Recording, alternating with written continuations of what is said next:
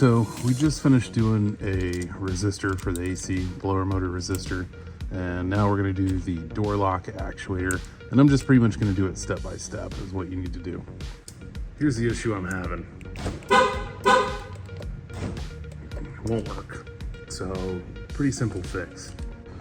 All right, here's our new door lock actuator and some different rods. I think it's more of like a universal style, so that way if different Fords have different length rods for the height of the door panel, so you'll just have to match up with what you pull out of there.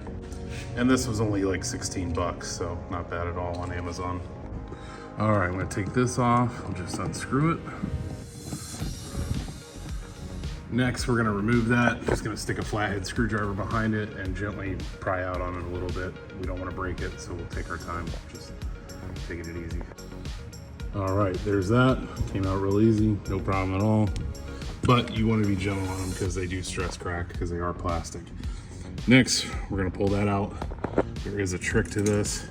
These little things right here have 2 tabs in them, so I'm gonna stick this in there gently and try and pull up on that tab. I might have to put the camera down to do it. You can do it from the top or you can do it from the bottom, but what you don't wanna do is stick a screwdriver in here and pull it out because you'll just break those tabs. And these things are actually pretty expensive. And there it is. See those little tabs there? You don't wanna break them, stupid. Apparently those things are like 43 bucks. We're gonna take that out here in just a few, but I have a screw over here on the door panel. We're gonna go ahead and take that out. All right, now that you have this screw out on the side, we're gonna take a flathead screwdriver. There is a slot right there where I'm pointing. Take a flathead screwdriver and gently pry up on this. You won't break it, just take your time, go slow, don't yank on it. All right, now that we have that loose, I'm probably gonna replace this because I didn't realize there's so much wear on there. We're gonna go ahead and start unplugging these. So you pretty much, like this, you just lift up on it, it comes apart. Same with pretty much all of them, so. All right, that's off. I'll set that over there to the side. These are your plugs. Basically, you just press down on this, on every one of them, and they'll come unplugged except this one. You gotta pull up on that. But these 3 are the same, and I'm just gonna shove those down in there. So now we have that bolt there. We're gonna go ahead and take that out, 7mm. So I'll do that now. All right, when you take that bolt out, sorry, my fingers look disgusting, but if you watch my previous video to this, you know I just did a AC actuator, or AC resistor for the blower motor. So my hands are just disgusting. But anyway, once you take that bolt out, keep it separate because there's 2 7mm bolts you're gonna have to take out of the bottom of the door panel, and they are different than this, so don't mix them up. Now we're gonna have to get that Torx bit out of there. It's like a star head, but anyway, fortunately, I had an aunt that gave me these like 15 years ago. She knew I liked to work on stuff, and she put it as like a stocking stuffer. She has since passed, and I hate it because I can't tell her how many times this little thing here has saved my butt on needing a tool. So rest in peace to her, and she definitely saved me many times of running to the parts store by giving me this years and years ago. All right, now that we have that out, I'm like 99% sure. I've not done this before, so I'm like 99% sure we should be able to just pop up on the bottom of the door panel.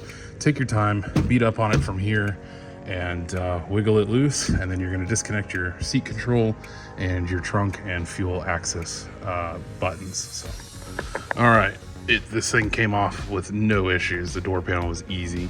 So we're gonna start disconnecting some of our electrical plugs. They're really no different than the previous electrical plugs that you did. So if you've already done them, you know I don't need to show you.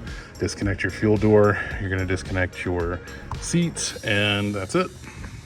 The cool thing is you really don't have to do anything with your door handle as far as disconnecting it, and a lot of cars I've messed with do. But we're gonna go ahead and roll this up, get it out of the way. Here is your access hole for your door actuator. So let me get this peeled up and then we'll go from there. All right, to kind of simplify what's going on inside this door, you'll feel in here and you'll feel like a rubbery boot. That rubbery boot is covering this. Your bracket is going to slide over this right here. So instead of drilling a rivet out like some people do, I'm going to take a screwdriver, pry up on the bracket that's in there to release the bracket from this little basically part of the molding. Slide this out, unhook the hook for this door lock, and then we'll install the new one. All right, this little hole here is gonna be your best friend. You wanna take your screwdriver, you wanna slide it right in behind there, pull it up, and then pop your actuator out. So I'm gonna put my camera down so I can do that. All right, you should be able to see that I now have it loose. So I'm gonna reach my big hand in here. You're gonna have to disconnect this plug too. So, it's probably gonna have to be one of those moments where I put the camera down again. But it's now loose from that bracket, so we'll get it disconnected and get it out of there. And if you're an idiot like me who knew better, I knew I shouldn't have rolled my window down if I was doing this. And I said, oh, I have to roll it up before I start. I need to roll the window up, so now I gotta plug it back in to do it. All right, so we got it out. Took me 2 seconds to roll the window back up, it's no big deal. Got it out. Now we're gonna go ahead, take a look at this rod, and we're gonna match it up with something that we got. We got several rods with that, so let's do that, and we'll match it up. All right. No, it doesn't have the boot. This is not exactly the same part number as that. I don't really care if it has the boot. I rarely drive this car in bad weather and it doesn't get any moisture in there anyway, so not a big deal. Found the rod that worked, kind of lined them up. There you go. So now we're gonna reinstall this to put the bracket on this one, and we'll go in reverse for what we just did. All right, I'm not even gonna pretend like that didn't take a lot longer than what it did, because it did. But then I realized you can look into these holes right here and line up your bracket and you're good to go. So if you need to, look down in there and you can line up your bracket. And I did test it already with the remote. It works, goes up and down, so we're good. We can go ahead and reassemble. All right, make sure you line your door lock tab up with the door panel. You're gonna slide down these 2 little hooks back into the door panel, and then just kind of tap it down to make sure it's secure, and just start putting it back together. I don't really think it matters what order you do it.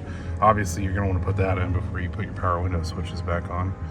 So I'm gonna start here, do this outside Phillips head there, and then keep going. I already tested to make sure these were working still, and it's a good thing I tested it, because I never plugged the door, or I'm sorry, the power seat switch back up. So that's why you test things before you completely assemble. It's pretty self-explanatory. Obviously, put that back in. As far as your wiring harness goes, it goes the green one, the gray one, the blue one, and then the one that's odd from the rest of them. Don't forget to install your 2 7mm bolts in the bottom of the door panel.